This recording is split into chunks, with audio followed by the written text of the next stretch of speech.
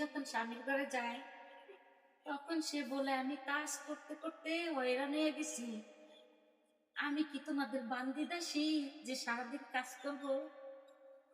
কিন্তু তার স্বামী যে সারা জীবন কাজ করে, সারা বছর যে তার যে খাওয়ায়, কিন্তু তার সেইটার কথা কখনো মনে হয় না, আফসোসও লাগে না।